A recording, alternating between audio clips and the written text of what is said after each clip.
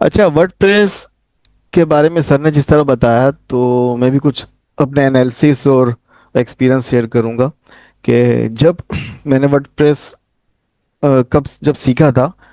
और उससे पहले मेरा जो है ना सॉफ्टवेयर हाउस था, जो 6 महीने मेरे खुद चलाया था दोस्तों के साथ मिलके। लेकिन उस टाइम मुझे वर्डप्रेस भी नहीं आता था।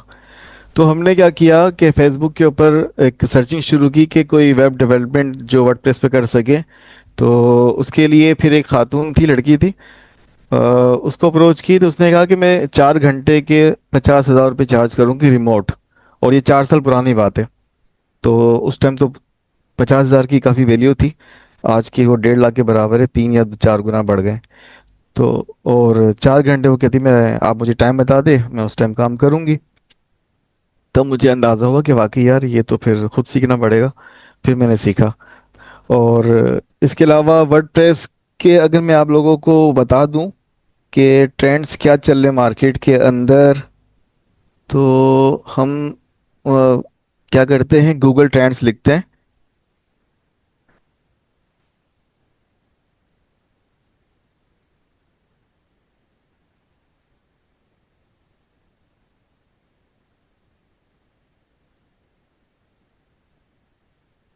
अच्छा, यहाँ पर फॉर एग्जांपल आपको कंपेयर करना है कि कौन सी लैंग्वेज या कौन से वर्डप्रेस या सीएमएस इस वक्त ज़्यादा ट्रेंडिंग में चल रहा है।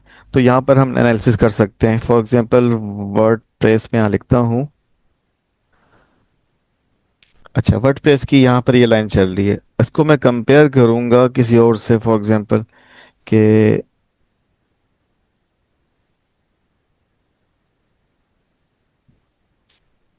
ठीक है, 3 4 मेरे ख्याल से कंपेयरिंग हम कर सकते हैं। हम्म, हम किस पे बनाते हैं, लारा वेल पे काम करते हैं वेबसाइट बनाने के लिए, जनरली जो कस्टमर हमें कहते हैं। और पीएचपी। पीएचपी। पीएचपी से कंपेयर मत करें आसिफ भाई, आप उससे करें, अच्छा। एंगुलर से। हाँ, एंगुलर से कर लेता हूँ।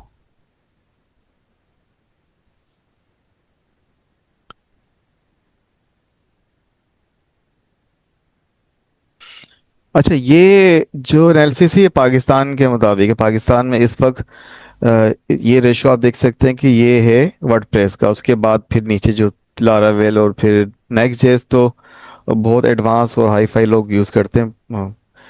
अच्छा, अगर मैं वर्ल्ड वाइड देखूं, तो वर्ल्ड वाइड में तो उसका नाम नहीं होगा इतना ज़्यादा। इसमें ज़रा एक रिएक्ट भी ज़रा लगाएं आसिफ भाई। ये तो बड़ा फ़र्क है। बहुत ज़्यादा डिमांड है वर्डप्रेस की, और नेक्स्ट तो कुछ ज़्यादा ही नीचे।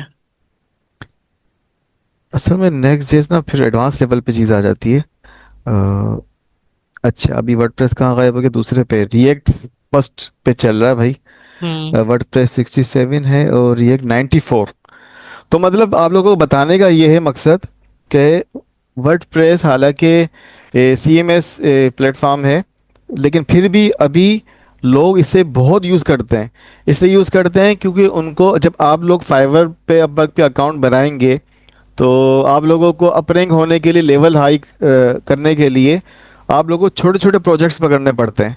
चाहे वो क्या कहते हैं, कैनवा के ऊपर कोई लोगो ही बना के देना पड़ जाए, आप लोग बनाते हैं ताकि यार जितनी ज़्यादा प्रोजेक्ट कंप्लीट करके देते हैं, आपके रैंक लेवल जो है ना अचीव करते जाते हैं। तो इसलिए वर्डप्रेस ऐसी चीज़ है कि जहाँ पर आप पाकिस्तानी 5,000 रुपये से लेकर आगे, मैं ज़्यादा नहीं कहूँगा, 60 70 हज़ार या 1 लाख तक कहूँगा, इतने में आप स्टार्टिंग में काम करेंगे 1 साल के अंदर जब ये सीख जाएंगे। फिर आप उस हिसाब से अपनी चीज़ वैल्यू बढ़ाते जाते हैं। वर्डप्रेस में ये है। अच्छा, एक और चीज़, जब आप लोगों को किसी को कोई चीज़, कोई लफ्ज़, कोई जुमला, कोई ऐसी टर्मिनोलॉजी जो मैं कहूँ समझ ना आए, तो वहीं पर ही पूछ लेना, ठीक है।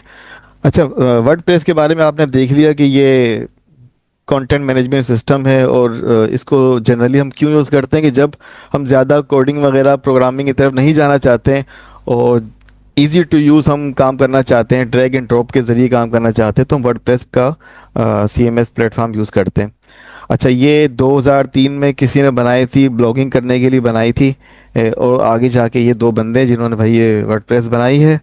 और वाई डिड वी नीड, ठीक है, not everyone new coding, coding नहीं जानता। और creating website was difficult too expensive. और इसके अलावा ये चीज़ें कुछ लिखी हुई आप लोग भी देख सकते हैं। मैं यहाँ और पर एक मोटी मोटी मैं यहाँ चीज़ें। पर एक चीज़ ऐड करूँगा कि देखें, ये एक बहुत बड़ी चीज़ है कि बहुत सारे लोग ना, हमने अभी बात की थी एजेंटिक या एप्लीकेशन हम सीख रहे हैं किसको यूज़ करके, ओपन या एजेंट एसडीके को यूज़ करके। ये कोई नॉर्मल इंसान ना इसको यूज़ नहीं कर सकता, इसके लिए आपके लिए कोडिंग का एक्सपीरियंस होना ज़रूरी है। अब इसके जगह पर जो इसका ऑल्टरनेटिव है वो है N8N।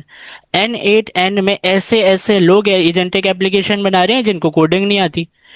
बिल्कुल। अब ये जो सिनेरियो है इसको अगर वर्डप्रेस के ऊपर आप रखें तो वर्डप्रेस की सबसे बड़ी पावर क्या है कि इसके लिए कोडिंग बैकग्राउंड नहीं चाहिए। जबरदस्त। हम्म। ऐसे ही। अच्छा, ओपन सोर्स है कि जैसे गिटहब ओपन सोर्स रखा हुआ है, इस तरह ये भी ओपन सोर्स है और फ्री है। फ्रेंडली यूज डैशबोर्ड इसका होता है। डैशबोर्ड में आप लोगों को दिखा देता हूँ, अगर कोई, एक मिनट एक मिनट, ये इस तरह का डैशबोर्ड है। फिर मैं आपको दिखा दूंगा बाद में। अच्छा, और इसमें क्या चीज़ है, थीम एंड प्लगइन। अच्छा, इसके अंदर जो हम क्या करते हैं, सारा कमाल है थीम का और प्लगइन का। ये जो प्लगइन है ना, ये बहुत बड़ी, समझो कि इसके अंदर अ, बहुत एडवांस चीज़ है।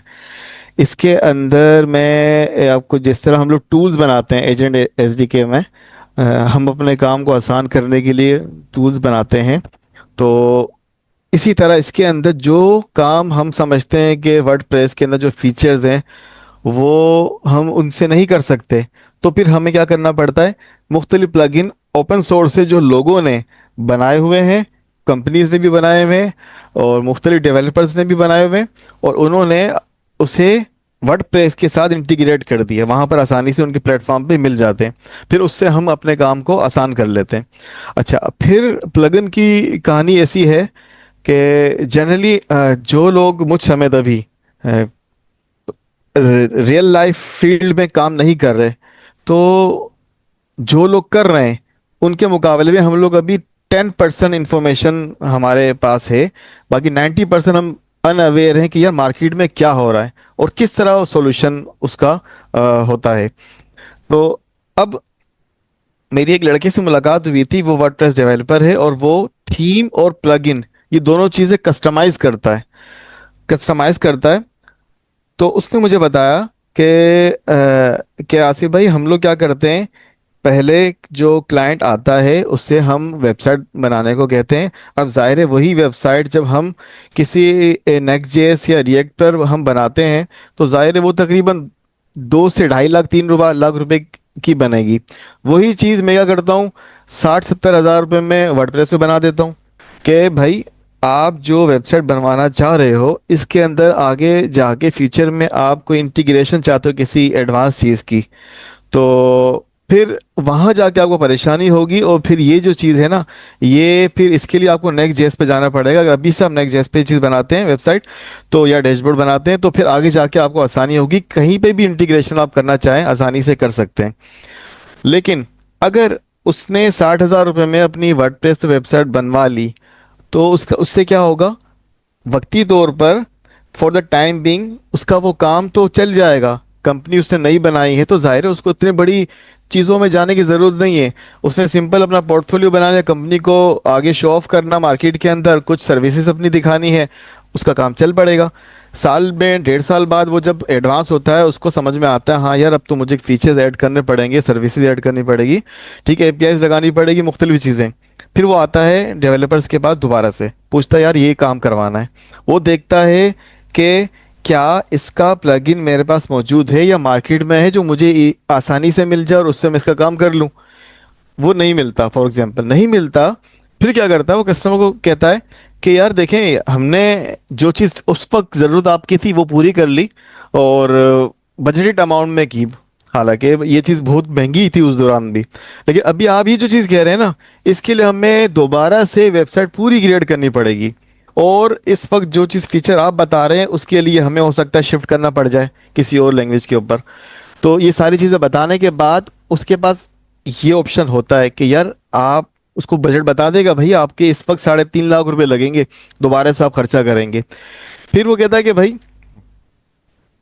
इसका एक और शॉर्टकट तरीका है कि आपकी वेबसाइट इसी तरह रहेगी जिस तरह है।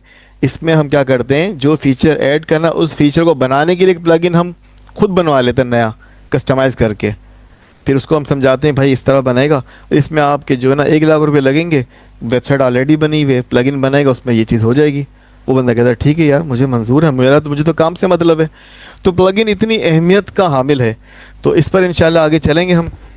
अच्छा, एसईओ फ्रेंडली का इसके अंदर ना ये होता है, सीएमएस हाउ डज वर्क, ये तो हमें पता है किस तरह करता है। अच्छा वट सीएमएस तो मेरे ख्याल से किसी को ज़रूरत तो नहीं है ना, that run on server. Sir CMS का ज़रा अपने आसान लफ्जों में समझाएं। देखें, सीएमएस ना सिंपल कंटेंट मैनेजमेंट सिस्टम है। आपके जो कंटेंट है ना, वो हम सिर्फ यहाँ पर कॉमनली डेटाबेस की मिसाल लेते हैं। अगर आप डेटाबेस की बात करें मोंगोडीबी और एसक्यूएल की, तो एस मोंगोडीबी फिर भी आसान है। एसक्यूएल, माई एसक्यूएल, ये जितने भी पुराने डेटाबेस थे ना, इसमें एक एक करके क्यूरी लिखना, टेबल में पहले टेबल बनाओ, उसके बाद उसके कॉलम डिज़ाइन करो, फिर डाटा टाइप्स बताओ उसमें किस टाइप का डाटा आएगा, उसमें उसमें छोटे बड़े आपके लेटर्स, आपके सेमी कॉलन, इन तमाम चीज़ों की आपको क्या करना है, ध्यान देकर आपको चलना है। ये इतना अजाब लगता है एसक्यूएल जो है। अच्छा, अब मोंगोडीबी जब आया ना, तो वो नो एसक्यूएल है, उन्होंने नाम ही अपना नो एसक्यूएल रखा। क्यों? क्योंकि नो एसक्यूएल में बताया कि भाई एसक्यूएल की जो पंचायतें उसमें जितनी थी ना, उस वो आपको इसमें नहीं मिलेंगी। ये सिंपल है, ये एक तो ऑब्जेक्ट की शक्ल में काम करता है और सिंपल है। तो लोग ना मोंगोडीबी की तरफ ज्यादा अट्रैक्ट हुए। लेकिन आज भी अगर आपको कोई बड़ी एप्लीकेशन बनानी है, तो आप एसक्यूएल डेटाबेस को ही यूज करते हैं। पोस्टग्री एसक्यूएल, सुपरबेसिस टाइप के जितने एसक्यूएल बैक आपके वो है ना, उनको यूज करते हैं। मोंगोडीबी कंपैरेटिवली उनके बहुत आसान है। ओआरएम पता है क्या होता है? ओआरएम के मतलब होता है कि जो आप किसी चीज को लिखने के लिए याद करेंगे ना, क्यूरी, लंबी सी एक लाइन है उसको याद कर लें तो आप डाटा इंसर्ट कर पाएंगे। लंबी सी एक लाइन है आप उसको याद कर लें तो वो डाटा डिलीट कर पाएंगे। फिर लंबी सी, तो ये लंबी लंबी लाइनें कितनी याद करेंगे आप? इन्होंने ओआरएम की शक्ल में क्या बना कर दिया, एक छोटा सा फंक्शन के डिलीट के नाम का फंक्शन, आप उसको चला दें तो वो लंबी वाली क्यूरी उसके अंदर हमने पहले ही सेट की हुई है, वो खुद आपको चल के डिलीट होकर मिल जाएगी। आप क्या करें, ओआरएम के बनाए हुए फंक्शंस यूज करें, तो कितना शॉर्टकट हो गया। अब ये जो शॉर्टकट है ना, ये आप देखें यहाँ पर इसको बनाइए, क्या कह रहे हैं, a CMS, a content management system, is a software that run on a server. अब ये एक सर्वर पर आपका कंटेंट मैनेजमेंट सिस्टम चल रहा है, मतलब एक जगह है। सर्वर को हम क्या समझते हैं, अभी एक लैपटॉप है किसी दूसरे बंदे का, उस लैपटॉप के अंदर उसने सीएमएस को रखा हुआ है। It works on PHP language. अब ये पीएचपी, अब हम समझें कि कोई एक लैंग्वेज है, पीएचपी एक लैंग्वेज है, जैसे हमारी पाइथन है, जैसे हमारा जावा स्क्रिप्ट है, तो उसकी टाइप स्क्रिप्ट है, उसकी तरह पीएचपी भी एक लैंग्वेज है। तो पीएचपी लैंग्वेज के ऊपर ये चल रही है, और माई एसक्यूएल डेटाबेस, एक डेटाबेस, एक लैंग्वेज, इन दोनों को मिलाकर जो कंटेंट हम बना पा रहे हैं वो किसी एक सर्वर के ऊपर रखा हुआ है, ठीक है। It is installed on local server on web hosting. ये वाली जो लाइन है ना, ये आप इसको यूं समझें कि किसी जिस बंदे की मैं बात कर रहा हूँ जिसके लैपटॉप में ये चीज़ अवेलेबल है, उससे लेकर हम यूज करेंगे। वो या तो उस बंदे के लैपटॉप के अंदर है या किसी सर्वर के अंदर रखा। सर्वर भी तो एक किसी की मशीन ही होती है ना, उसके अंदर आप रख दें या किसी लैपटॉप के अंदर रख दें, ठीक है। तो इस सिंपल डेफिनेशन के मतलब क्या है, एक कंटेंट मैनेजमेंट सिस्टम, एक सॉफ्टवेयर जो कि किसी लैपटॉप के अंदर या किसी सर्वर के अंदर रखा हुआ है, जिसको कौन कर रहा है, पीएचपी लैंग्वेज और माई एसक्यूएल का डेटाबेस। ठीक है, ये बात हमें समझ में आ रही है, पीएचपी लैंग्वेज और माई एसक्यूएल का database. Instead of writing new code for every page. ये सबसे ज्यादा इंपॉर्टेंट लाइन है। आप जब भी कोई पेज बनाएंगे तो उसके लिए आपको हम HTML की बात करते हैं, हम रिएक्ट के ऊपर अभी थोड़ी देर में शिफ्ट कर देंगे। HTML में क्या होता है, जब भी नया पेज बनाओ तब नया कोड लिखो, ऐसा ही होता है ना। लेकिन रिएक्ट में क्या होता है, रिएक्ट में इस चीज को ही उन्होंने क्या किया है, शॉर्ट कर दिया कि कंपोनेंट बना लें, एक ही कंपोनेंट को हर जगह पर इंपोर्ट करा कर आकर यूज कर लें, तो बार बार कोड लिखने की जरूरत नहीं है। यहाँ वो कह रहे हैं instead of writing raw code for every page, आपको हर पेज के लिए अलग से शुरू से कोड लिखने की जरूरत नहीं है। आ CMS provides a user friendly interface. एक बने बनाया एक यूजर इंटरफेस जो कि PHP बना रहे, और उसको कनेक्ट किससे करवाया हुआ है हमने, डेटाबेस के तौर पे MySQL। इसकी अल्टरनेटिव मिसाल अगर हम लें तो टाइप स्क्रिप्ट के लैंग्वेज को यूज करके हमने सैनिटी लगाई हुई है। तो वो यही कह रहे हैं, PHP और MySQL जो है इन दोनों को मिलाकर हमने बनाकर जो चीज़ रख दी है, आपके कंटेंट्स जो बनाकर रख दिए, वो यूजर फ्रेंडली इंटरफेस से उसको उसको उठाएं और लगा लें। वेयर यू कैन, आप जहां पर क्या क्या कर सकते हैं, ऐड और अपडेट टेक्स्ट, किसी चीज को ऐड करना, अपडेट करना, इमेजेस डालना, वीडियोस डालना, ये तो देखा देखा है, ये तो हमारे डेटाबेस का काम होता है। हम सैनिटी में ये तो करते हैं, हमें पता है कि तस्वीरें डालते भी हैं, मंगवाते भी हैं, हम डाटा डालते भी हैं वहां से, मंगवाते भी, अपडेट भी करते हैं। तो यहाँ सैनिटी तो नहीं है, लेकिन क्या है यहाँ पर कंटेंट मैनेजमेंट सिस्टम जो CMS है, वो आपको ये करके दे रहा है। और वो कैसे करके दे रहा है, उसके अंदर MySQL का डेटाबेस यूज हो रहा है। तो CMS से हमें क्या समझ आया कि एक ऐसा कंटेंट मैनेजमेंट सिस्टम जिसके अंदर यूजर इंटरफेस अवेलेबल है, और वो उसके इंटरनली डेटाबेस भी अपने रखता है। तो बनी बनाई चीजें उठाने लगाना है सबसे पहली बात। हर दफा जब हम कोई एग्जाम्पल सुनेंगे तो अपने माइंड में ये चीज तो बिल्कुल भी नहीं लेकर आएंगे कि कोडिंग की कोई बात हो रही है। मतलब आप एक ऐसे इंसान है या मैं एक ऐसा यूजर हूँ जिसको कोडिंग तो आती ही नहीं है, हमें क्या करना है, उठाने लगाने हैं। तो उठाने और लगाने में हमें बनी बनाई चीज तो चाहिए होगी पीछे कि मैं उठाऊं लगाऊं, बस मुझे उसको ऑपरेट करना सीखना है कि डाटा डालते कैसे हैं, अपडेट कैसे करते हैं, डिलीट कैसे करते हैं। उठाने और लगाने के लिए बनी बनाई चीज पहले से बनकर रखी हुई है, सा यूजर इंटरफेस है, उसके पीछे जो डेटाबेस है वो बनाकर CMS के फॉर्म में रख दिया है। PHP language, MySQL database. जी ऐसे भाई। अच्छा। फिर हम आगे चलते हैं यहाँ पर, बट अच्छा, शॉपिफाई और विक्स आपने एडवर्टाइज अक्सर यूट्यूब जब हम कुछ देख रहे होते हैं तो अचानक एडवर्टाइजमेंट आती है, वर्डप्रेस की भी, विक्स की भी। ये इसी तरह के मुख्तलिफ प्लेटफॉर्म है जहाँ पर वेबसाइट आप ड्रैग एंड ड्रॉप के जरिए बना सकते हैं। शॉपिफाई स्टोर क्रिएशन के लिए बहुत इम्पोर्टेंट है। और अच्छा, इसमें वर्डप्रेस लिमिटेशन जो मैंने कुछ देखी थी कि हैवी एप्स के लिए ये नॉट सुटेबल है। हाईली कस्टमाइजेबल जो है रिस्ट्रिक्शन इसमें आ जाती है। Real time features like chat या लाइव ट्रेडिंग वगैरह के लिए मुनासिब नहीं है। और best when WordPress is best for AI. WordPress is best for AI integration in website and light weight AI tool. लेकिन for full AI product application, इसके लिए अगर हम क्या करते हैं, फास्ट एपीआई, फ्लास्क, जेंगो और जावास्क्रिप्ट, नोड जेएस, रिएक्ट, इन पर जाते हैं। मकसद वही है कि छोटे मोटे तो इसमें हम इंटीग्रेशन कर लेते हैं, चैटबॉट्स भी लगा देंगे। लेकिन हाईली कस्टमाइजेशन के लिए या इंटीग्रेशन के लिए फिर हमें वही जाना पड़ता है। अच्छा, स्टैक ओवरफ्लो ये वही है कि जो हमने ट्रेंड्स में देखा था। तो मार्केट में इस वक्त किस किस लेवल पे ये चल रहा है, वर्डप्रेस 11%, 13% है, बाकी सारी चीजें इन्होंने यहाँ रखी हुई है। फ्रीलांस की डिमांड अपवर के ऊपर तकरीबन, अपवर और फाइवर, ये दो मेन है जहाँ पर हम आगे जाके अपने अकाउंट क्रिएट करेंगे और फिर जाके आगे अपनी गिग्स वगैरह बना के प्रोजेक्ट्स वगैरह हम लेंगे। वर्डप्रेस जो है वो तकरीबन 40% इसमें वेबसाइट और इस तरह के काम आपको मिल जाते हैं अपवर्क के ऊपर। और थाउजेंड जॉब्स है लिंक्डइन के ऊपर, इंडीड के ऊपर भी है। और ठीक।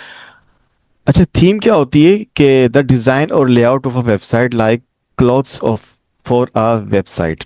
यानी कि आप कोई स्ट्रक्चर बनाना चाहते हैं किसी भी चीज़ का, तो उसके लिए आप सबसे पहले कोई बिल्डिंग बनाना चाहते हैं, सबसे पहले हम उसके लिए स्ट्रक्चर बनाते हैं, डिज़ाइन करते हैं। उसको इसमें थीम कहा गया है। प्लगइन आपको मैं ऑलरेडी डिफाइन कर चुका हूँ। और एलिमेंटर क्या है? एलिमेंटर एक तरीके से ये पेज बिल्डर है। जब हम वर्डप्रेस पे काम करेंगे तो उस पे हमें मुख्तलिफ पेज क्रिएट करने पड़ेंगे।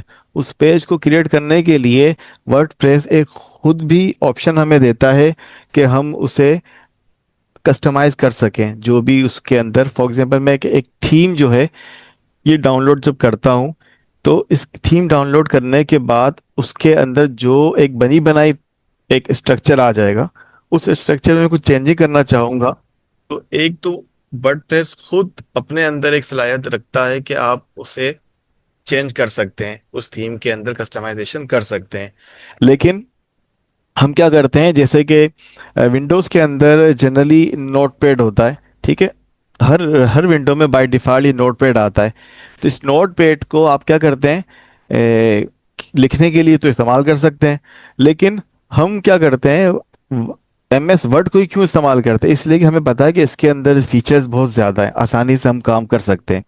इसी तरीके से हम एलिमेंटर एक पेज बिल्डर है जिसके प्लगइन है, एक तरीके से पेज बिल्डर का प्लगइन है। तो इससे हम इस्तेमाल करते हैं, बहुत पॉपुलर है, बहुत तकरीबन 4-5 साल से तो मैं देख रहा हूँ ये इस पर चल रहा है। अच्छा, इसी तरह WB बेकरी ये भी एक पेज बिल्डर है। हमें ये सिखाया गया था एलिमेंटर, मैंने खुद ही यूट्यूब पर सीखा था। तो ये दोनों ही पेज बिल्डर है जो कि ज़्यादातर यूज़ होते हैं। अभी और भी काफ़ी सारे पेज बिल्डर आ चुके हैं।